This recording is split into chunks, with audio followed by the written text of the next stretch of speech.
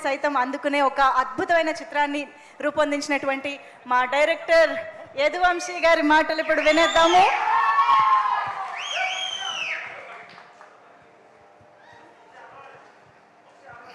మళ్ళీ ఒకటే మాట, చాలా ప్రిపేర్ అయ్యి వచ్చాను, అన్నీ మర్చిపోయాను.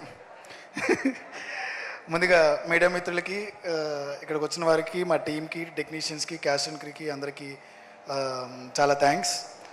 క్యాస్ట్ అండ్ క్రూకి కంగ్రాచులేషన్స్. నేను ఎవరికి థ్యాంక్స్ చెప్పుకోను, బట్ మాటలో థ్యాంక్స్ అని వచ్చేస్తుందిలే.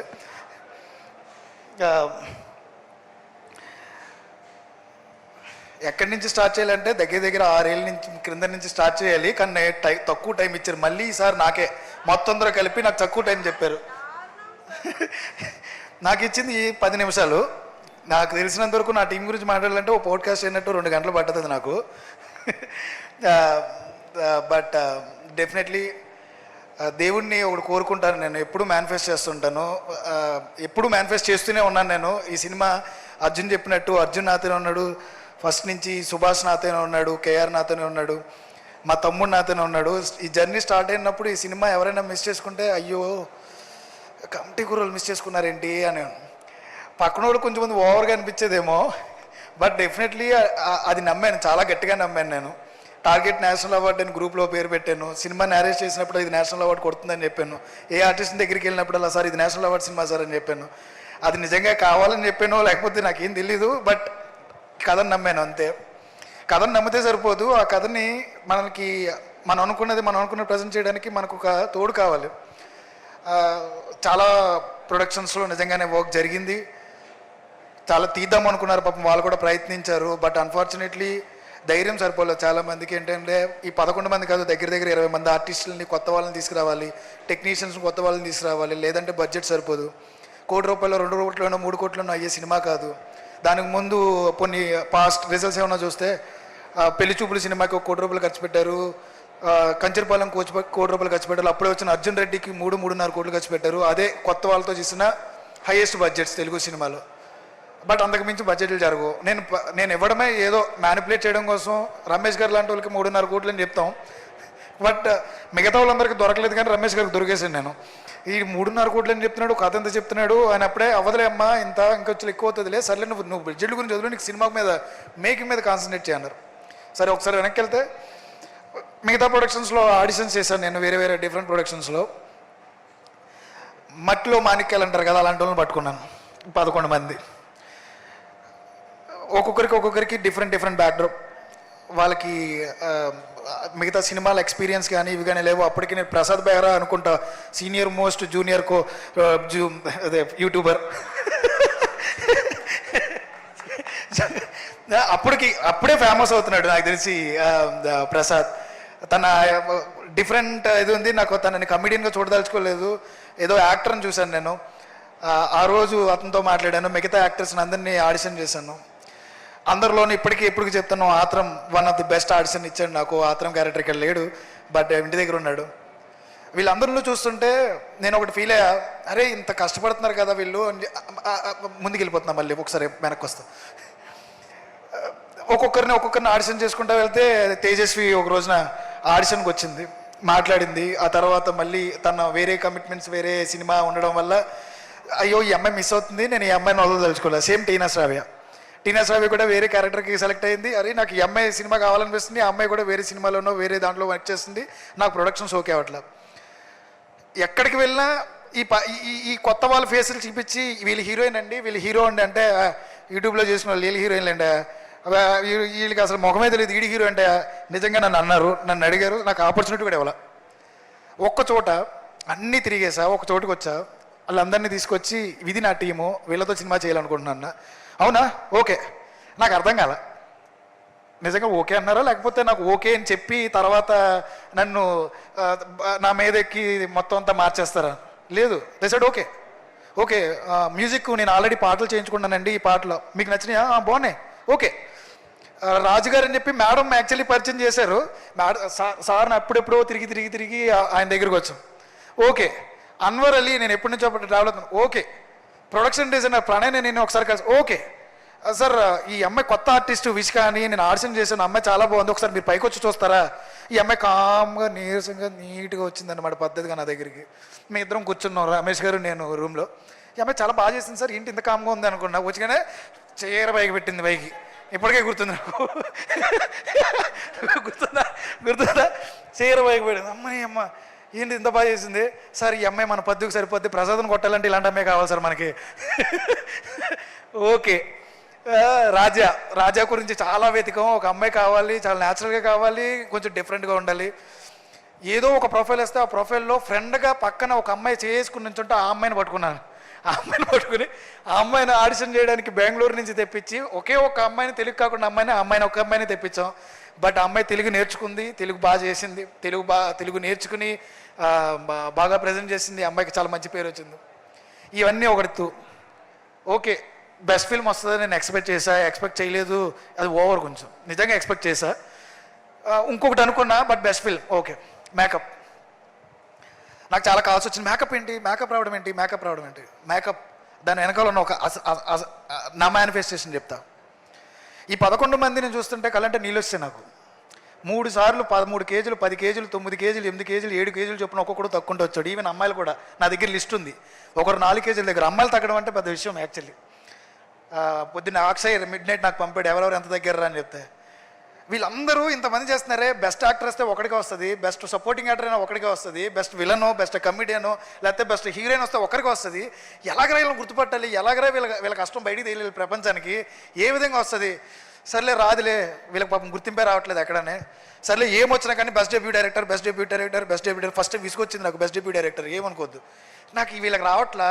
మేడం కూడా అనుకున్నాం. మేడం ఒకరోజు నేను because of Niharika, because of Yaduvanshi director, maybe మిగతా వాళ్ళందరూ కొంచెం ఏమైనా వెనపడిపోయారేమో ఈ టైప్లో అనుకున్నాను నేను. ఎందుకంటే ఈ బెస్ట్ ఫిలింకి డిజర్వ్ దేనికి అంటే, బెస్ట్ ఫిల్మ్ అంటే best music, best DOP, best editor, best costume designer, best sound designer, best art director, best fight master, best choreographer and artist, technicians from production, everyone. Best film అంటే వీళ్ళందరూ కలిస్తేనే. That's why ఈ సినిమా అందరికీ best film అనమాట. అందరికీ national award వచ్చింది. మీరు అందరూ గర్వంగా చెప్పుకోవచ్చు. This is not only for Pink Elephant Pictures, SRD or Yaduvamsi. This film is for everyone. ఈ కార్డు, ఈ క్రెడిట్ మీ అందరిది. మీరు నేషనల్ అవార్డు విన్నర్స్. అండ్ ఒకసారి మళ్ళీ ఇంకొంచెం ముందుకు వస్తా, ఒకసారి ఒక 2 minutesలో వెనక్కి వెళ్ళి వచ్చేస్తా. సరే, ట్రాన్స్ఫర్మేషన్ స్టార్ట్ చేసిన తర్వాత మేకప్ గురించి వస్తా. రవి యూఆర్ రిప్రజెంటింగ్ నియర్లీ ఎంతమంది టాలెంట్ని మీరు రిప్రజెంట్ చేస్తున్నారంటే, 20 ఏళ్ళ మీ కష్టంలో ఈ కమిటీ కుర్రోళ్ళు మీకు ఇచ్చింది, మీరు మాకు ఇచ్చింది డెఫినెట్లీ లైఫ్ లాంగ్ నాకు గుర్తుంటుంది. నేను అంత ఎమోషనల్ అయ్యాను నేను నాకు వచ్చినందుకు, నా ఫిల్మ్కి వచ్చినందుకు కాదు, మేకప్కి వచ్చినందుకు. ఎందుకు అంటే మేకప్ అంటే మేక్ ఓవర్. ఈ 11 మందిని మేక్ ఓవర్ చేసిన తర్వాత నేను, రవి, వాళ్ళ టీం చాలా రోజులు కూర్చున్నాం. 18 రోజులకి తగ్గితే సరిపోతుందా? లుక్స్, హెయిర్, వాళ్ళ మేకప్ ఏ రకంగా కనపడాలి, 28 ఏళ్ళకి ముందు ఎలా కనపడాలి, 18 ఏళ్ళప్పుడు ఎలా కనపడాలి, 30 ఏళ్ళప్పుడు ఎలా కనపడాలి, నాకు రవికి తెలుసు. చాలా రోజులు మనోడు కొన్ని విషయాలు తీసుకొచ్చాడు. దానికి రవి ఎంత కష్టపడ్డాడో, రవితో పాటు వాళ్ళ టీం కష్టపడ్డారు. వీళ్ళందరితో పాటు equal credit goes to Akshay. 11 మందిని నువ్వు చాలా బాగా ట్రాన్స్ఫార్మ్ చేసావు. ఆ కంప్లీట్ క్రెడిట్ నీకే. ఎందుకంటే ఈ 18 ఏళ్ళకి 30 ఏళ్ళకి చాలా మంది గుర్తుపట్టలేదు, ఓహో వీళ్ళైనా చేసింది అబ్బాయి అని అడిగారంటే దానికి కంప్లీట్ క్రెడిట్ గోస్ టు నీకే. So congratulations boys, you all national award winners. మీరంతా గర్వంగా చెప్పుకోవచ్చు, జీవితాంతం చెప్పుకోవచ్చు. మనం చేసిన ఫస్ట్ ఫిల్మ్కి, మన మేనిఫెస్టోకి టార్గెట్ నేషనల్ అవార్డు పెట్టాను 2021లో. ఇప్పుడు మార్చండి 2030 అని. టార్గెట్ 2030, 2030కి I just want to see you in next level stage. మీరు అందరూ చేస్తారు. అండ్ అందరికీ చెప్తున్నా, వీళ్ళు సూపర్ టాలెంట్. ఈ టాలెంట్ ఎలా ఉంటుందంటే బయటకు వచ్చే ప్రతి ప్రాజెక్ట్తో వీళ్ళు ఏంటని చూపిస్తారు. నాట్ ఓన్లీ కమిటీ కుర్రోలతో వీళ్ళు స్టార్ట్ అవ్వలేదు, ఎండ్ అవ్వలేదు. వీళ్ళు ఎప్పటి నుంచో పోరాడుతున్నారు. కమిటీ కుర్రోలు ఒక ముందుకు వచ్చింది, నెక్స్ట్ వచ్చే ప్రాజెక్టులన్నీ కూడా అలాగే వస్తాయి. ఆల్రెడీ మా అమ్మాయిలందరూ ప్రూవ్డ్. లాస్ట్ ఇయర్ వచ్చిన Raju weds Rambai, Court, Dandora and pre wedding show, Teena Saavi, ఆ నలుగురు కూడా అవార్డ్స్ కొట్టారు. I'm very much happy. ప్రతి ఒక్కరు ఒక్కొక్క సినిమా చేస్తున్నారు. Thank you so much. Committee కుర్రలో నాతో పాటు నాకు ఒక ఫ్యామిలీ, పెద్ద ఫ్యామిలీని వచ్చింది. 4 ఏళ్ళు బీటెక్ కాలేజ్ చదివినట్టే, డిగ్రీ కాలేజ్ చదివినట్టే మీతోనే ఉన్నాను. మీరు తప్పితే ప్రపంచం తెలియదు నాకు. ఇప్పుడు బయటికి వెళ్తున్నా కానీ మళ్ళీ మీరే కావాలి నాకు. ఇంకా రమేష్ గారు, సంవత్సరం తర్వాత నిజంగానే నేను బయట తిరిగి రెండోసారి వెనక్కి వచ్చా. ఎందుకో చెప్పనా, నాట్ బికాస్ ఆఫ్ నిహారిక గారు, సారీ మేడం, నిహారిక గారి గురించి కాదు, రమేష్ గారి గురించి వెనక్కి వస్తాను నేను. ఎందుకంటే అదృష్టం ఉండాలి రమేష్ గారు లాంటి ఎగ్జిక్యూటివ్ ప్రొడ్యూసర్ దొరకాలంటే. ఏ డైరెక్టర్కైనా, ఎవరికైనా, ఏ ప్రొడక్షన్కైనా నేను ఒకటి నమ్ముతా, మనకు అన్నీ తెలుసు అనుకుంటాం కదా, మనకేం తెలీదు. తెలిసినోడు ఉంటే మాత్రం మనలాంటి టాలెంట్, అంటే నాకు లాంటి ఒక చిన్న ఇగ్గిది జ్ఞానమో లేకపోతే ఏదో అంటారు దాన్ని, అలాంటి ఉన్న వాళ్ళకి ఒక చిన్న పుష్, చిన్న గైడెన్స్ ఉంటే ఏదైనా చేయగలం. ఓన్లీ బికాస్ ఆఫ్ రమేష్ గారు ఈరోజు కమిటీ కుర్రోళ్ళు ఇక్కడ వరకు వచ్చింది. లేదు ఇంకొక ప్రొడక్షన్ చేతిలో పడి ఉంటే ఈ సినిమా మేకింగ్ ఇలా ఉండేది కాదు. నేను ఇక్కడ ఇది కావాలంటే ఇక్కడ ఇది కాదు వంశీ, ఇంకో రూపాయి పెట్టాలి సార్, ఇక్కడ ఇది అవసరం లేదమ్మా, ఇంకా తగ్గించాలి, ఎక్కడ తగ్గించాలి, ఎక్కడ పెంచాలో చూసి ఆ సినిమాని అంతలా మేకింగ్ చేసినాడు only because of Ramesh garu. Thank you so much sir, thank you so much sir. మీరు లేకపోతే నిజంగా కమిటీ కుర్రలేదు. అండ్ ఐఎమ్ ష్యూర్ బరీ ఆల్సో ఆయన గైడెన్స్లోనే వెళ్తున్నాం మేము. ఆయన చాలా మంచి గైడెన్స్ ఇస్తున్నారు, ఏ విధంగా చేయాలి, ఏ విధంగా వర్కౌట్ అవుద్దని. ఆ గైడెన్స్ నిజంగా నాకు చాలా ఉపయోగపడుతుంది. తర్వాత thank you so much sir. Phani అన్న, దీపక్ కల్పించాడు నాకు. Deepak, I miss you Deepak. ఇండివిజువల్గా 11 మంది గురించి మనం తర్వాత మాట్లాడుకుందాం. ఇక్కడ చాలాసార్లు మాట్లాడాను. Okay, I love you all, అంతకుమించి ఏం లేదు. అమ్మాయిలు కూడా ఐ లవ్ యూ ఆల్.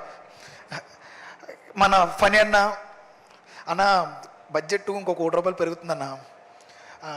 అవునా తమ్ముడు, సరే చేసేద్దాం. రమేష్ గారి దగ్గరికి వెళ్దా. రమేష్ గారు ఆయన అలాగే అంటాడు సరిగ్గా మాట్లాడుకో నువ్వు వెళ్ళి. అన్న ఫనీ అన్న, అరే తమ్ముడు నువ్వు వీటి గురించి మాట్లాడుకోవచ్చు, మేము అవే మాట్లాడుకుంటాం, నువ్వు ఇల్లు నీకేం కావాలంటే. ఇలాంటి ప్రొడ్యూసర్ కూడా నిజంగా చాలా అదృష్టం అండి. ఆయన ఏమీ ఆలోచించలేదు, 2 నమ్మాడు. ఒకటి నన్ను, మొట్టమొదటిగా నమ్మింది నిహారిక గారిని. ఆ నమ్మకమే ఈరోజు మమ్మల్ని ఇక్కడి వరకు తీసుకొచ్చింది. థ్యాంక్ యూ సో మచ్ అన్న ఫర్ యువర్ ట్రస్ట్. అండ్ ఈ రోజున ఈ సినిమా ఈ లెవెల్లోకి వెళ్ళడానికి మీ బ్యాక్ అండ్ సపోర్ట్, మీ పుష్, మీ వర్డ్స్, ఎవ్రీథింగ్, మీ మోటివేషన్ అన్నీ కూడా కంపల్సరీగా నాకు చాలా ఉపయోగపడి, లైఫ్లో కూడా చాలా బాగా ఉపయోగపడతాయి మీ వర్డ్స్ అన్నీ నాకు. థ్యాంక్ యూ సో మచ్ అన్న. And finally my boss, my sister. నేను ఇప్పుడు చెప్తా, పింక్ ఎలిఫెంట్ పిక్చర్స్ మనందరూ పుట్టినిల్లు. ఆవిడ గురించి ఎంత చెప్పినా తక్కువేనండి. ఈరోజు కూడా నన్ను అడిగారు, అసలు మీకు అసలు ఏ ఎక్స్పీరియన్స్ లేకుండా ఒక ఎవరు నిన్ను ఎందుకు నమ్మారు. అన్ఫార్చునేట్లీ ఇక్కడికి వచ్చిన తర్వాత సార్ నేను ఎందుకు నమ్మాను మిమ్మల్ని అంటుంది ఇవి నన్ను. నేనేం చెప్పాలండి, నాకేం తెలుసు అంటే మాకు తెలీదు నిజంగా ఎందుకు నమ్మం ఒకరినొకరు అనేది మాకు తెలీదు.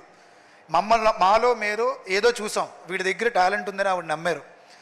అంకిత్ చెప్పాడనో, దీపక్ చెప్పాడనో, ఫణి గారు చెప్పారనో, లేకపోతే రమేష్ గారు చెప్పారని కాదు, ఆవిడ నాతో ఒకసారి మాట్లాడింది. 4 రోజులు షూట్ అయిన తర్వాత నా దగ్గరికి వచ్చి, ఇంకా 27 రోజులు షూట్ ఉందా, చూసేసండి నేను చూద్దామంది. ఫస్ట్ హాఫ్ చూపించా, మేడం ఏదన్నా కట్ చేయాలా, అవసరం లేదు చాలా బాగుంది కదా ఇంకెందుకు కట్ చేయడం, 1 hour 25 minutes 26 minutes తీసాను మేడం. ఏం పర్లేదు సార్, నాకు ఎందుకు నేను ఎక్కడ బోర్ కొట్టలేదు, వితౌట్ మ్యూజిక్ చూపించాను మేడం. ఎందుకు ఎక్కువ ఆలోచిస్తున్నారు, వెళ్ళి సెకండ్ హాఫ్ మీద పని చేసుకోండి, ఇందుకన్నా ఏం కావాలా. రేపు పొద్దున్న రిలీజ్. ఈ రోజున అంత ఈజీగా రాలేదు నాకైతే ఏది ఈజీగా రాలేదు. ఈ 30 ఏళ్ళలో 30 సర్లే వయసు దాచుకుందాం, 28 ఏళ్ళలో ఏది ఈజీగా రాలేదు. రేపు పొద్దున్న రిలీజ్. ఓటీటీ ఏది కొనలేదు మంది, అందరికీ ఎవరికి తెలియదు అనుకుంటా. ఓటీటీ ఏది కొనలేదు. నియర్లీ 9 crores ఉంది మన మీద. పోతే మంది ఒక 2 ఏళ్ళ జీవితం, 9 కోట్ల డబ్బు అక్కడ. మళ్ళీ వెనక్కి రాగలరా, నిజంగా నమ్మగలరా ఎవరైనా? ఏం చేయాలో అర్థం కావట్లా. డిస్ట్రిబ్యూటర్స్ దగ్గర గురించి కూడా నాకు తెలిసి అంత పాజిటివ్గా లేదు, ఎందుకంటే నెగిటివ్ టాక్ ఉంది. ఎవరికీ తెలియదు నెగిటివ్ టాక్ లేదు. ఆ సినిమాలో అది బాగాలేదంటే ఇది బాగాలేదంటే 10 నిమిషాలు ఖర్చు చేయాలంటే 5 నిమిషాలు ఖర్చు చేయాలంట. జస్ట్ పక్కలంగా ముందు అంది, ఏం ఖర్చు చేయక్కర్లేదు, నా సినిమా మీద నాకు నమ్మకం ఉందని చెప్పింది. ఇప్పుడు బయటకు వస్తాం, రోడ్డు మీద వాక్ చేస్తున్నాం, సార్ డబ్బులు పెట్టిన వాళ్ళకి ఏం సమాధానం చెప్పాలని మాత్రం ఆలోచిస్తున్నాను సార్ నేను అంది నాతో.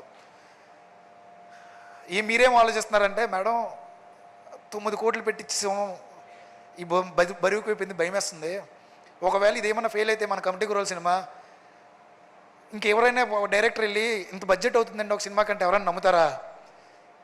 నమ్మరు సార్. ఎలాగైనా హిట్ అవ్వాలి మన సినిమా, ఎలాగైనా హిట్ అవ్వాలి మేడం, ఎలాగైనా హిట్ అవ్వాలి మేడం. హిట్ అవ్వకపోతే అందరి కెరీర్లు లేకపోతే ఏం జరుగుద్ది నెక్స్ట్ ఫ్యూచర్ జనరేషన్లో ఎవరైనా వచ్చే వాళ్ళు ఎవరైనా కమిటీ కూరల్లా కానీ చూసి చెప్పాను. ఇమీడియట్గా నాకు కాల్ వచ్చింది 35 ప్రొడ్యూసర్ సృజన్ నుంచి సినిమా రిలీజ్ అయిన తర్వాత. నాకు హోప్ ఇచ్చావు వంశీ 35 సినిమా రిలీజ్ చేయడానికి, బయట ఎవరు మార్కెట్లో సినిమాలు చూడట్లేదు, థియేటర్ రావట్లేదు అన్నారు, నీ సినిమా చూసిన తర్వాత నాకు హోప్ ఇచ్చావు అన్నాడు సృజన్. అంత హోప్ ఇచ్చడానికి ఒకే ఒక ధైర్యం, ఒక్క రూపాయి కూడా బిజినెస్ జరగల, 9 కోట్లు భుజాన్ని పెట్టుకుని నెత్తి మీద పెట్టుకుని రిలీజ్ చేసింది. ఇంతకు మించిన ధైర్యవంతులు ఎవరైనా చూడగలమా? ఫస్ట్ సినిమా, చిన్న అమ్మాయి, థియేటర్స్ దొరకట్లా, ఓటీటీ కొనట్లా, వాళ్ళకి ఇచ్చేది ₹2 ఇస్తాను అంటున్నారు. ఏమీ ఆలోచించాల, నా సినిమా మీద, నా కంటెంట్ మీద, నా పీపుల్ మీద నమ్మకం పెట్టుకుంది. నమ్మకం పెట్టుకున్న ఆ నమ్మకం ఆ రోజున ఎప్పుడు అడిగేయకుండా సరే అమ్మేద్దాం, ఆ 2, 3 వస్తుందో అనుకోలే, భుజాల మీద వేసుకుంది. ఈరోజు ఎక్కడ నిలబెట్టిందంటే అదిగో బెస్ట్ తెలుగు ఫిల్మ్ కమిటీ కుర్రోళ్ళు, బెస్ట్ డెబ్యూ డైరెక్టర్ ఇఫీ గోవాలో బెస్ట్ డెబ్యూ డైరెక్టర్గా నామినేట్ అయ్యా, best debut director Filmfare, state Gaddar. అసలు వాటి నాటి ఏం రాలేదు నాకు, అది మాత్రం మాడుకుంది, ఏం రాలేదు నాకు. ఇది ఈ లైఫ్ ఇచ్చింది నిజంగా మా నెహర్ గారు, మీరే. మీడియా ముందు ఏడవకూడదు అంతే, మీడియా ముందు ఏడవకూడదు. డెఫినెట్లీ బయటికి లోపలికి వెళ్ళి ఇక్కడ నుంచి అరవను కూడా అరవలేను, ఫేక్గా అరవలేను, లేకపోతే ఇంకోటి చేయలేను. కామ్గా పక్కెళ్ళి నేను కూర్చొని ఏడుస్తా, అది మాత్రమే నాకు తెలుసు. ఏ ఎమోషన్ బయట పెట్టలేను, జస్ట్ నవ్వుతూ ఉంటాం. ఈరోజు చాలా ఆనందంగా ఉంది నాకు. మా వాళ్ళందరూ చాలా సినిమాలు చేస్తున్నారని చెప్తున్నారు. మాకు తెలుసు వీళ్ళందరూ ఎంత కష్టపడ్డారో. ₹10 ర్యాపిడోకి, ₹20 ర్యాపిడోకి లేక బైకుల మీద లిఫ్ట్ అడిగి వచ్చాడు మా బ్రిటిష్ గాడు, నాకు అసిస్టెంట్ ఇచ్చాడన్నా అన్నాడు. చాలా నాకు అది. రేపొద్దున షూట్ అనగా వాళ్ళ మదర్ చనిపోయారు తేజస్వికి. ఆ రోజున షూట్ గురించి ఏం ఆలోచించకుండా ఇంకెవరో ఆర్టిస్టులు కాంబినేషన్ లేదంటే తర్వాత రోజున క్రిమేషన్ అయిన తర్వాత రోజున వెంటనే మార్నింగ్ వస్తుంది. నువ్వు చాలా పెద్ద ప్లేస్ ఉంటుంది Teju. Each and every person, Visika చాలా కష్టపడ్డావు నువ్వు. ఏదో ఒక చోట నాకు చిన్న బాధ ఉంది, కమిటీ కుర్రోలు నీకేమి ఇవ్వలేదేమో అన్న ఫీలింగ్ ఎప్పుడు ఎందుకు ఉంటుంది నాకు. ఎందుకు చాలా సీన్లు కట్ చేసానని ఫీల్ అవుతూ ఉంటాను, ఎందుకు మీడియా ముందు చెప్తున్నాను నేను. బట్ డెఫినెట్లీ వన్ డే మళ్ళీ నేను సినిమా చేస్తాను, నీతో రోజును పిలుస్తా. మిగతా వాళ్ళందరికీ పక్కన పెడితే మన రైటర్ సుభాష్ నాతోనే ఉన్నాడు, 2 సినిమాలు చేస్తున్నాడు. నాకు తెలిసి నా ఫ్యూచర్ మొత్తం కూడా సుభాష్ రాస్తూనే ఉంటాడు. యూ ఆల్ డిజర్వ్ ఎవ్రీథింగ్ రా. కంగ్రాచులేషన్స్ అందరికీ, కంగ్రాచులేషన్స్ అంతే. Thank you so much. Thank you so much Yaduvamshi గారు. అండ్ ఈ బ్యూటిఫుల్ జర్నీ బరీతో ఇంకా ముందుకు వెళ్ళాలి, ఇంకా బోల్డ్ అని మెమరీస్ని పోగేసుకోవాలి అని కోరుకుంటున్నాం. మీ కాంబినేషన్లో ఇంకేదో గుర్తొచ్చింది. నైట్ ఒక ఆయన ఒక పెద్ద సెలబ్రిటీ అయిపోయారు, మా నాన్నగారు.